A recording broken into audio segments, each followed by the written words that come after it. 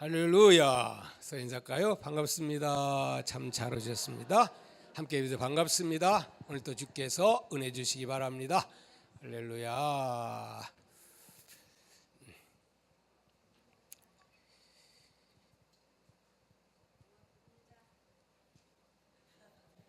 네, 천천히 하세요. 오늘 지난주에 봉독했던 성경 가운데 1절에서 3절까지만, 지난주에는 4절까지 나왔는데 4절만 봉독했고, 오늘은 4절 말씀을 빼놓고 1절에서 3절까지만 보았습니다. 그래서 이 말씀 근거해서 이런 제목으로 주께서 우리에게 은혜 주시기를 바랍니다. 제목이 뭐죠? 시작. 약속이 있는 몇 계명? 첫 계명. 약속이 있는 첫 계명. 이런 이야기가 전해지고 있어서 우리 목사님들이 서로 보여주면서 세상에 이런 일이 있어 하고 웃은 적이 있습니다. 그 내용이 뭐냐? 참 재미있어요. 어느 똑똑한 며느리가, 어떤 며느리? 똑똑한 며느리가 명절 때 여행 가면서 시부모님에게 이런 편지를 썼어요.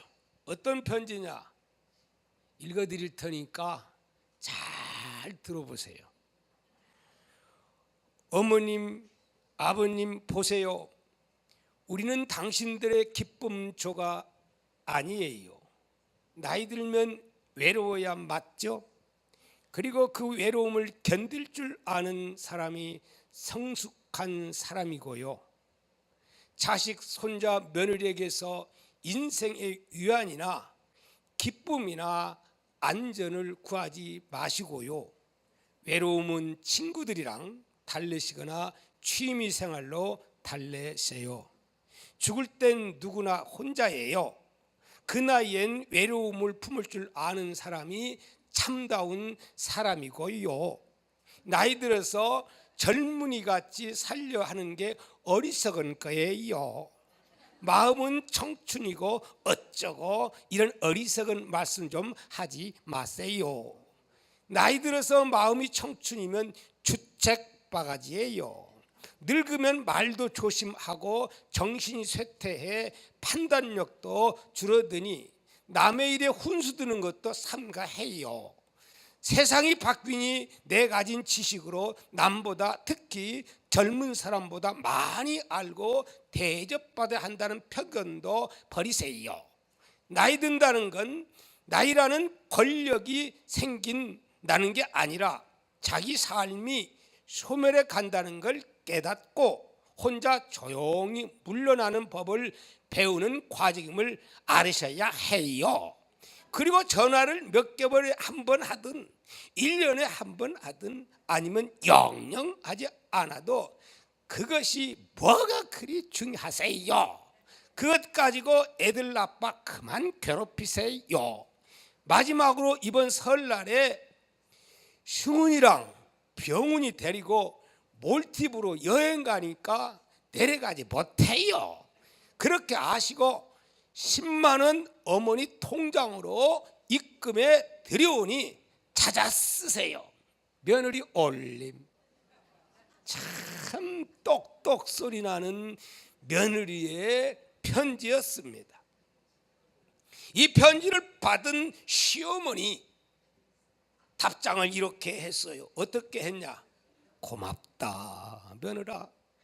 형편도 어려울 텐데 이렇게 큰 돈 10만 원씩이나 보내주고 이번 설에 내려오면 선산 판 거 90억 하고 요 앞에 도로 난 거 토지 보상 받은 거 60억 합해서 3남매에게 나누어 주려고 했더니 바쁘면 할 수 없지. 너는 돈이 참 많지 않냐? 둘째하고 내 막내딸하고 반씩 갈라주고 말란다. 내가 살면 얼마나 더 살겠니? 여행이나 잘 다녀와라. 제사는 이 애미가 모시마 이렇게 기가 막힌 답장을 또 며느리에게 보냈대요. 글쎄. 그랬더니 며느리가 또 이렇게 답장이 왔어요. 뭐라고 답장이 왔느냐? 아이쿠 어머니, 친정 부모님한테 보낸 메시지가 잘못 갔네요. 요번 설날에 친정에 몰티브 간다 하고서 연휴 내내 시댁에 있으려고 했거든요. 헤헤. 어머니 좋아하는 육포 잔뜩 사가지고 내려갈게요. 항상 딸처럼 아껴주셔서 감사해요. 오늘은 어머니께 엄마라고 부르고 싶네요. 엄마 사랑해요. 그리고 하트. 그 답장 받고 시어머니 또 답변을 했어요. 뭐라고 했느냐? 사랑하는 며느라, 엄마라고 불러줘서 고마운데 이거 어떡하면 좋니? 내가 눈이 나빠서 10,000원을 쓴다는 게 억원으로 적었네. 실수했구나. 선산 판 거 60만 원, 보상받은 거 30만 원 해서 제사 모시려고 장반 왔다. 얼른 와서 제사상 만들어 다오. 사랑하는 내 딸아, 너뿐이다.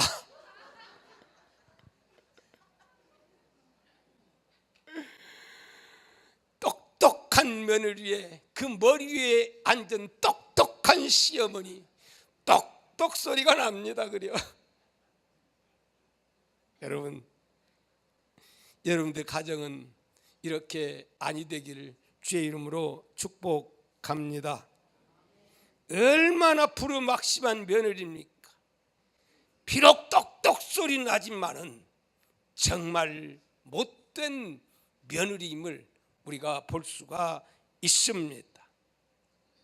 또 재미있는 이야기 또 하나 하겠어요. 몇 년 전에 이런 일이 있었습니다. 아버지가 아들 상대로 결혼 자금 등 반환 소송을 했어요. 아버지가 아들 며느리에게 이유인즉 그 부모가 해외 유학까지 시켜준 아들놈은 현재 아주 세계 굴지에서 내노라는 회사에 중역을 맡고 지금 근무하고 있습니다.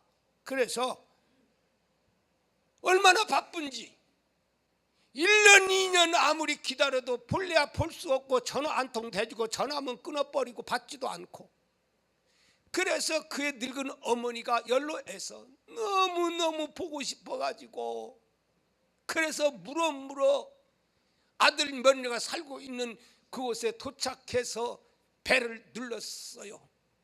그런데 그 며느리 하는 꼬락서리 빨리 갔으면 하는, 그래가지고 그냥 내몰다시피 해가지고 몇 말 하고 그냥 있을 수가 없어가지고 그냥 글쎄 잠도 못 자고 내려왔다네요. 글쎄 그 말 들은 아버지 열받아서 이렇게 소송을 했습니다. 어떻게 소송을? 소송 금액 6억 9천만 원 이걸 나한테 내놔라. 이유는 자신에게 받아간 유학비, 혼인 비용, 그리고 주택 구입비 이걸 갚아야 된다. 또한 아들에 대한 상속권 박탈, 이거 소송을 낸 거예요. 참 안타까운 일이죠. 사랑하는 자녀들이여, 여러분들은 이런 불효자들이 되지 않기를 주의 이름으로 축복합니다. 사랑하는 부모님들이여, 여러분들 자녀를 양육할 때에 여러분 공부벌레로 양육시키지 말고 사람다운 사람으로 양육시키기를 바랍니다. 주의 교훈과 하나님의 말씀으로 양육시키면 이런 자녀가 절대로 태어나지 아니할 줄 믿습니다. 할렐루야. 오늘 우리는 자녀들에게 세상 교육보다도 하나님의 말씀의 교육을 시켜야 되는 줄 믿습니다. 하나님은 오늘 우리에게 뭐라고 말씀을 하고 있습니까? 오늘 본문 말씀 다시 한번 읽어봅니다. 시작. 자녀들아 주 안에서 너희 부모에게 순종하라. 이것이 옳으니라. 내 아버지와 어머니를 공경하라. 이것은 약속이 있는 첫 계명이니 이로써 내가 어떻게 잘 되고 땅에서 뭐하리라? 장수하리라. 오늘 이 복이 여러분의 가정 위에 임하기를 바랍니다. 여러분의 자녀들 위에 임하기를 주의 이름으로 축원합니다. 우리가 나이 드신 분들에게 복음을 전파하고 예수 믿고 천국 가자 하면은 이런 분들이 가장 예수 믿는 사람을 싫어하는 이유, 그게 뭔 줄 압니까? 예수 믿으면 나 죽고 나면 뭐 하나도 못 얻어먹어.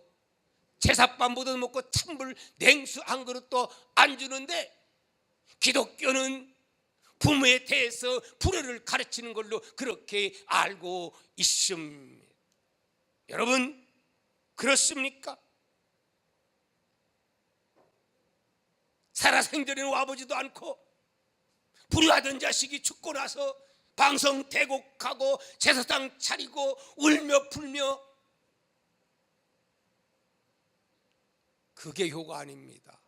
제사상 차린다고 효가 아닙니다. 성경은 말합니다. 죽기 전에 부모님께 효도하고 순종하고 공경하라. 그러면 하나님께서 무엇을 준다? 복을 준다. 그렇게 말씀하고 있음을 여러분 믿으시기를 바랍니다. 그래서 성경은 말합니다. 부모 공경은 어떤 계명이라? 약속 있는 첫 계명이라. 왜 약속 있는 첫 계명이라고 그렇게 성경은 말하고 있는 겁니까? 분명히 부모 공경은 10계명 가운데 5계명에 해당되지요. 근데 왜 약속이 있는 첫 계명이라 이렇게 말합니까?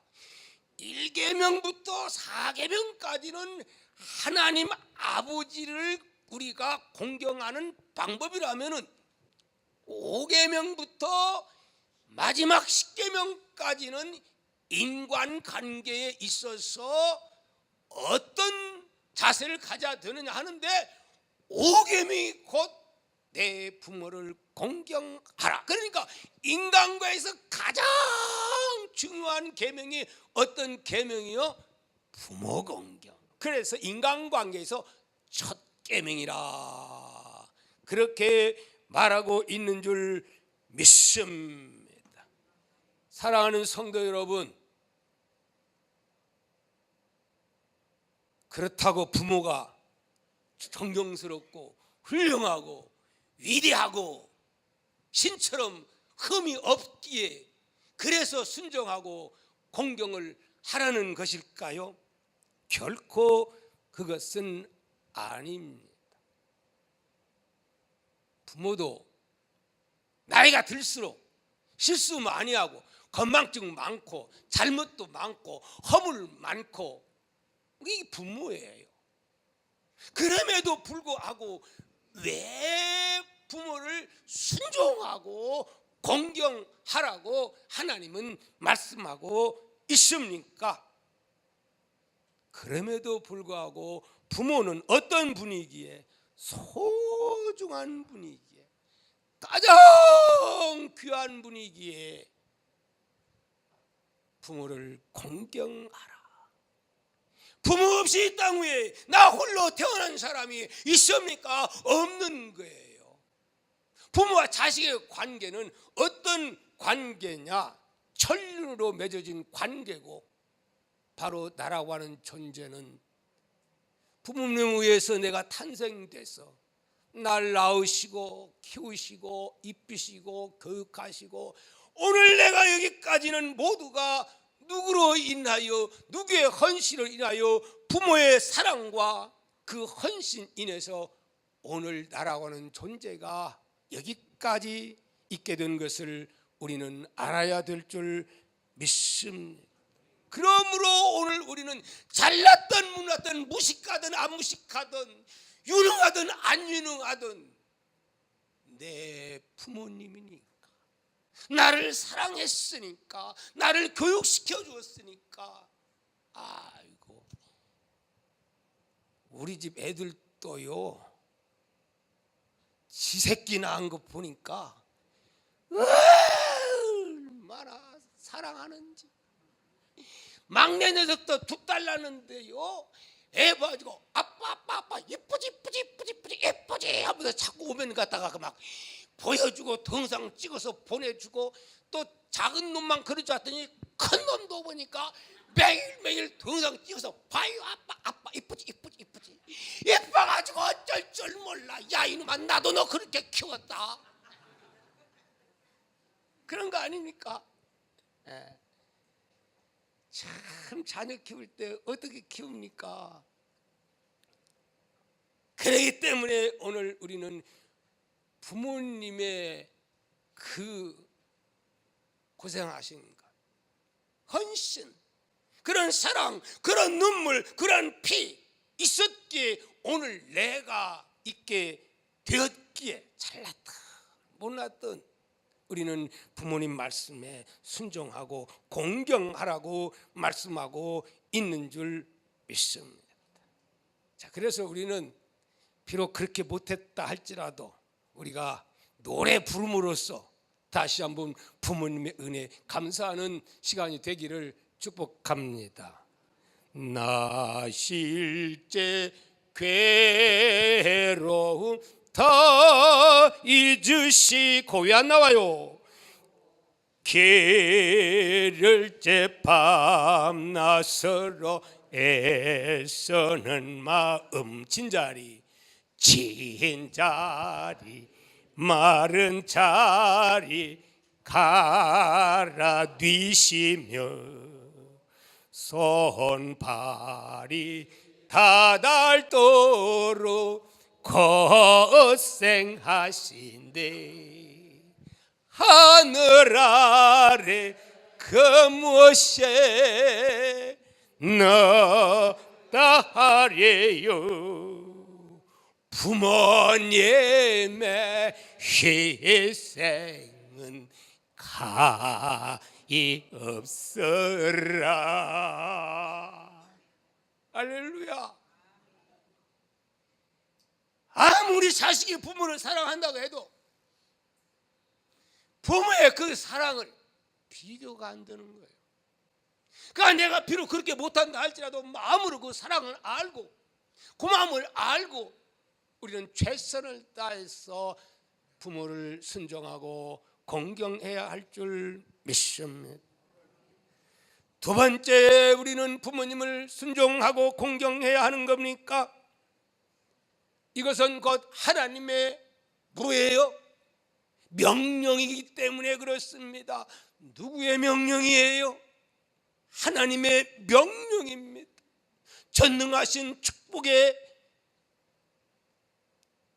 축복을 거둬가기도 하고 주기도 하시는 이러한 하나님 아버지의 절대 명령이기 때문에 하기 싫어도 해야 된다고 하는 말씀입니다. 자녀들아, 주 안에서 너희 부모에게 순종하라. 이것이 옳으니라. 내 아버지와 어머니를 공경하라. 이것은 약속이 있는 첫 계명이라. 이렇게 명령입니다. 명령.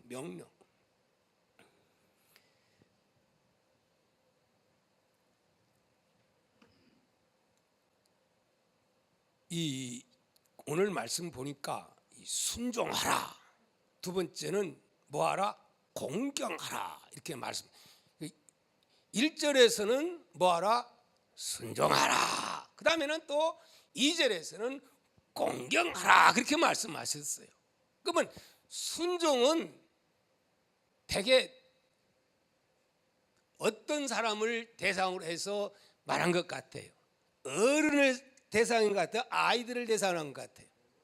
아이들을 대상으로 해서 결혼하기 전에 이게 해당되는 이런 사람, 아이들을 대상으로 해서 부모에게 잘났다고 까불지 말고 순종해라, 이 말이에요. 순종해라. 그렇죠.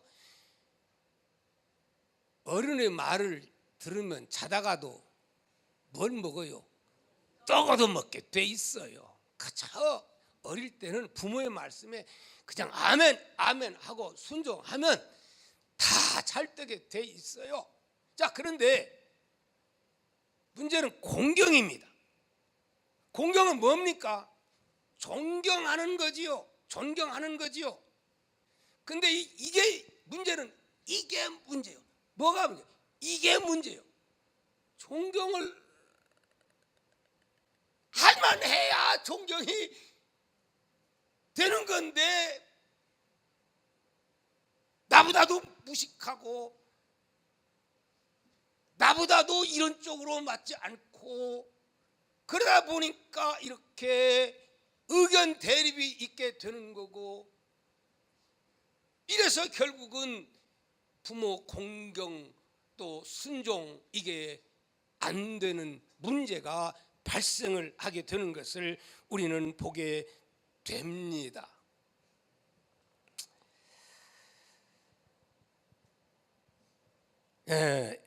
제가 어떤 분의 설교를 들었어요. 큰 교회에서 이제 설교하는데 제가 들은 내용인데 이런 말씀을 하더라고요. 그 교회, 큰 교회에서 성도가 이제 상담을 하게 되었어요. 상담하는데 어떤 상담이냐? 이제 결혼해서 아주 그냥 깨가 쓰다지고 그냥 이렇게 사는데 시어머니가 너무 멀어가지고 안타까워서 야야 너무 멀다 해가지고 그러면 가까이 오세요 하고 가까이 이제 돈을 들여가지고 이제 더 좀 가까이 이사를 시켜드린 거예요. 근데 문제는 신혼 때도 없이 들락달락 이런 잔소리 저런 잔소리, 아우 시도 때도 없이. 그런데다가 한 분은 야 이게 뭐냐 이게 뭐야 이거 줘라 이거 줘라 이거 줘라 이거 줘라 이거 바꿔라 다 바꿔 다 바꿔. 자기하고 안 맞는다는 거야. 예수님 상 있으면 이거 바꿔라 부처상으로 바꿔라. 자, 이럴 때에 아들의 입장에서 며느리는 이것 때문에 고민이야. 이 문제를 누가 해결을 해야 되는 겁니까? 이럴 때 아들의 입장에서는 마누라 편을 들어줘야 됩니까? 아니면 자기 어머니 편을 들어줘야 됩니까? 그 욕을 그 목사님에게 어떻게 해야 되냐 이 말이요. 남편들이요, 나도 여러분에게 한번 물어보겠습니다. 이런 때에 남편들은 어떻게 해야 지혜롭게 하는 겁니까? 어떻게? 누구 편 들어줘야 돼? 어머니 편? 마누라 편? 어디? 마누라 편 하는 사람 손 들어봐요. 어머니 편 하는 사람은 1대1이네. 나머지는 뭐예요? 헷갈려? 그래서 목사님이 이렇게 이야기를 했다고 합니다. 어떻게? 이렇게 했다는 거예요. 그럴 때는 마누라 편을 들어라. 마누라 편을. 결혼 관계에 있어서 가장 부모와 자녀 관계에서 중요한 것은 부모와 마누라의 관계의 경계선을 정확하게 그어놓지 않으면 요게 무너지면 문제가 발생하는 거예요. 요게 무너져. 근데 오늘날 뭐가 문제냐? 요게 무너져 버리. 요게 경계선이 제대로 세워지지 않아서 문제가 되는 거예요. 그동안에 그냥 딸 호호 불면 꺼질세라. 아들도 역시 막 이렇게 공부 가르쳐가지고 키워가지고 이래가지고 어느 날 갑자기 남자 만나고 여자 만나더니 이거 갑자기 떠나버리고 마더니요. 근데 지금도 결혼했는데도 옛날처럼 품에 안고 이래라 저래라 저래라 이래라 간섭하면 얘 엄마 알았어요, 엄마 알았어요. 그러면 얘 자식이 큰일 할 사람이요, 못할 사람이요, 가정을 이끌어 나가서 행복한 가정 만들 수 있는 사람이요, 없는 사람이요, 이걸 가리켜서 마마보이라는 거예요. 그럴 때는 이렇게 해라 그러더라. 어떻게? 최소한 엄마한테 설득을 하고, 엄마한테 설득을 하고, 그래도 안 되면 예, 알겠습니다, 알겠습니다 그래 놓고 네 마음대로 해버려. 거기가 뭐 아는데 싸우지 말고 예 엄마 알겠습니다, 딴 말 하지 말고 예 알겠습니다 해놓고 그 다음에는 네 마음대로 하라는 거예요. 그러면 이렇게 하는 것이 결국 불효냐? 그게 불효입니까? 그게 불효예요? 그 불효는 아니요. 그러면 와가지고 왜 안 했느냐? 어머니 죄송해요, 아이고 죄송해요, 그만만 하라는 거야. 그 다음에 또 오면 어머니 죄송해요. 그게 지혜라는 거예요, 지혜. 근데 막 어쩌고 저쩌고 싸우지 말고, 이게 참 이게 해결하기 어려운 문제입니다. 그래도 이것이 이 일을 누가 나서서 남편이 나서 경계선을 그어줘야지. 그거 안 그어주고 그 엄마 말 듣고 그러면 가정은 어떻게 되는 거예요?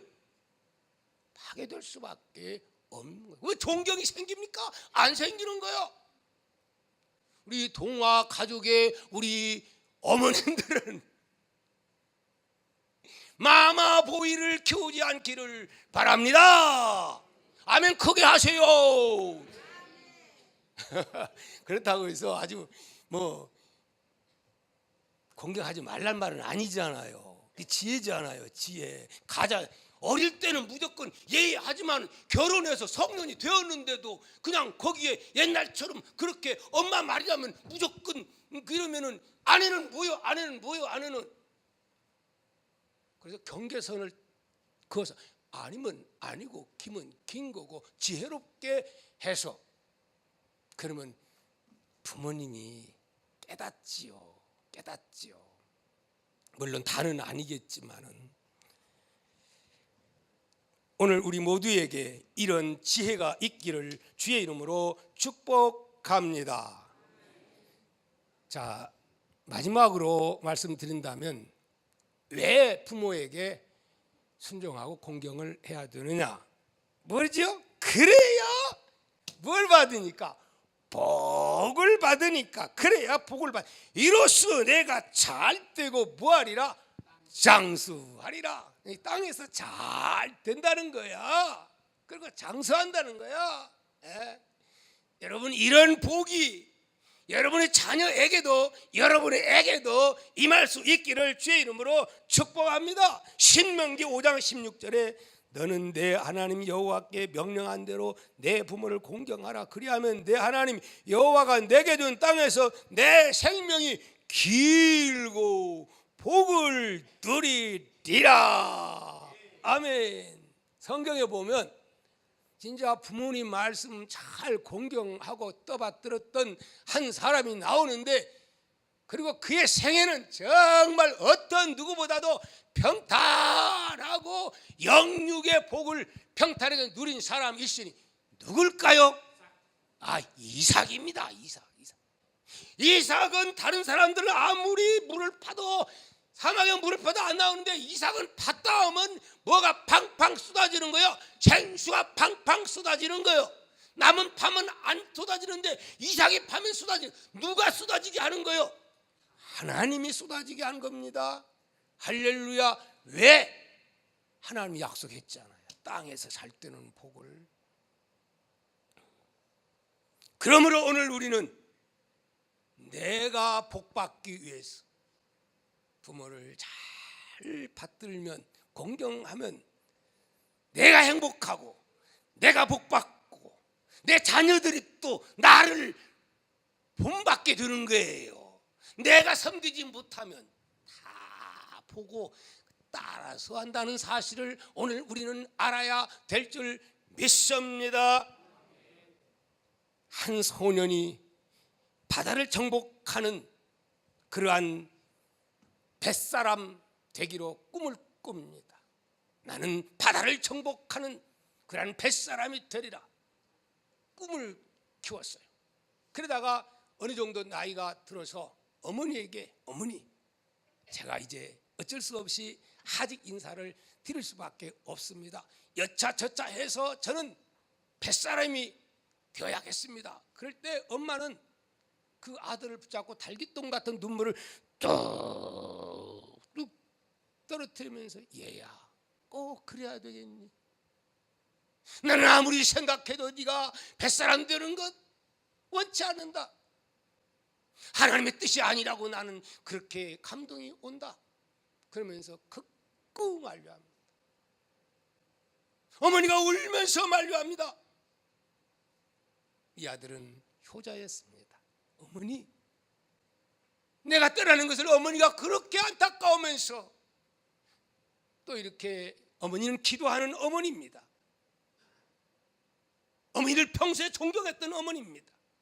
어머니가 그렇게 뱃사람 되는 거 싫어한다면 저 안 떠나겠습니다. 할렐루야. 그러고 주저앉은 거예요.